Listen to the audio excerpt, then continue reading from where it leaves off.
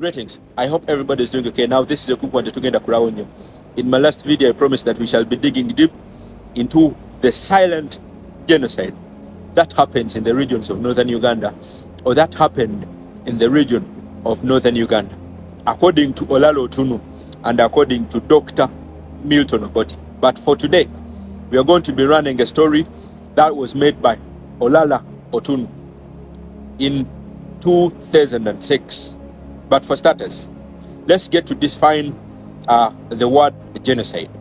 According to the definitions of the conventions that Olalo Otunu attended, a genocide is a project or a campaign directed against a racial, national, linguistic, religious, or political group with the purpose of destroying it in a whole or in part, or of preventing its preservation or development. I think I should beg my pardon. A genocide is a project or a campaign directed against a racial, national, linguistic, religious, or a political group with the purpose of destroying it in a whole or in part, or of preventing its preservation of development. Ladies and gentlemen, these are words of Olalo Otunu while he attended a convention in Sydney. For starters, Olalo Otunu is the former, or was the former, UN Under-Secretary General and the Special Representative for Children in Armed Conflict. He had this word to say about the silent genocide that happens in the regions of northern Uganda. These were words of Olalo Otunu. Kindly listen in and be attentive. He said like this: as we meet here today to focus on the fate of children being destroyed in the situations of war, I must draw your attentions to the worst place on the earth to be a child today. That place is the northern region of the Republic of Uganda. What is going on in the northern Uganda is not a usual humanitarian crisis, nor a natural disaster, for which an adequate response might be the mobilization of necessary humanitarian support and relief. He said like this: in northern Uganda, the government has warehoused 2 million people in 200 superdomes for the last 10 years in conditions more abominable than what we witnessed in the New Orleans Superdome. Ladies and gentlemen, the story I'm reading for you was published in January 8th, 2006. How old were you in 2006? These words were published by Olalo Otunu in January 8th, 2006. He continued and said, the human rights and the humanitarian catastrophe unfolding in the northern Uganda is a methodical and comprehensive genocide conceived and being carried out by the government. An entire society is being systematically destroyed, physically, culturally, emotionally, and socially and economically, in full view of the international community. In the sobering words of Father Carlos Rodriguez, a Catholic priest in the region, he said, everything actually is dying. Oh, as MSF had reported, saying the extent of suffering is overwhelming. According to the international benchmarks, this constitutes an emergency out of control. Ladies and gentlemen, listen in here.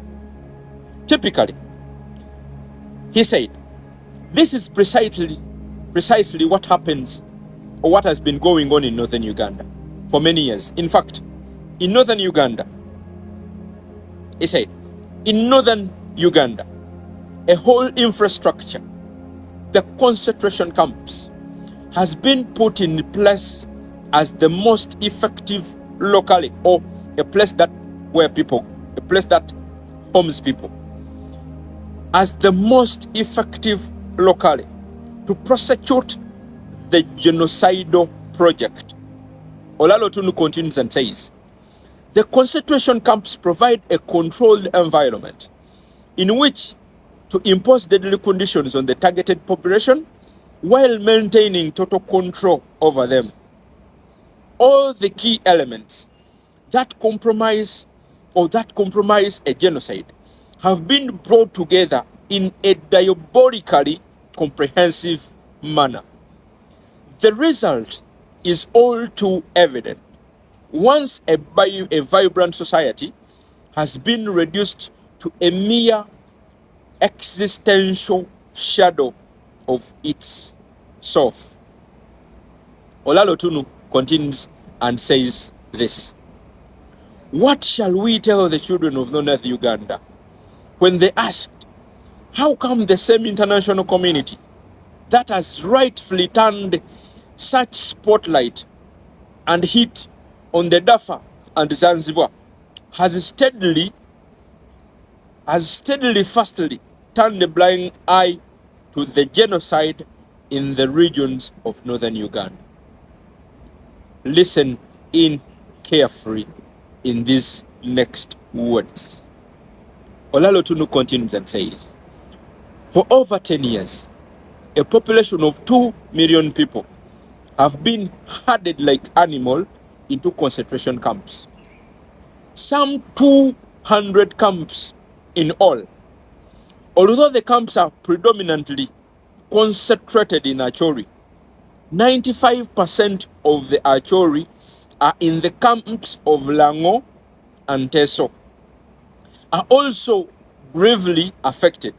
He continued and says, in abominable living conditions, defined by staggering levels of squalor, diseases and death, humiliation and despair, appalling sanitation and hygiene, and massive overcrowding and manipulation is what happens within these concentration camps. Olalo Tunu continues and says, these rural communities were brutally uprooted from their homes and lands by the government in an operation marked by the systematic bombing of villages and the burning of homes, grain stores and crops. As a relief official in Gulu described it, people are living like animals. They do not have the bare minimum. Olalo Tunu continues and says, a recent survey by the international agencies reported that 1,000 people are dying in the camps in Acholi every week. That is about 50,000 each year. The survey also estimated that in the first half of year 2006, around 30,000 died in the camps of Acholi, and of which over 10,000 were children under age of 5.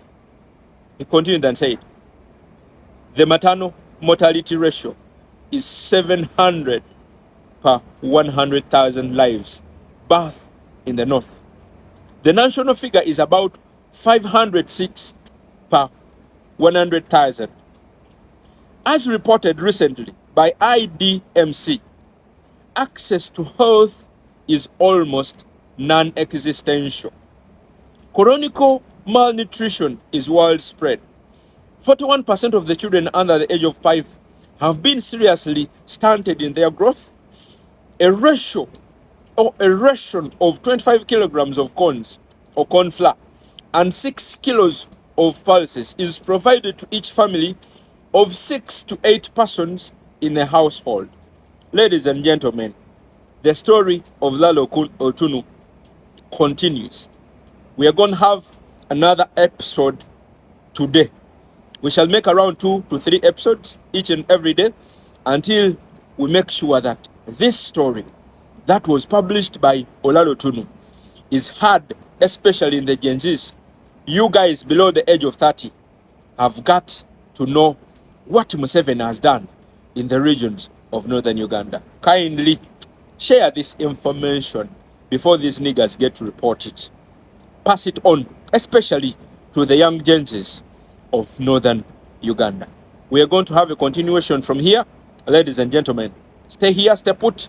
Don't touch your dial at piousfacts.com.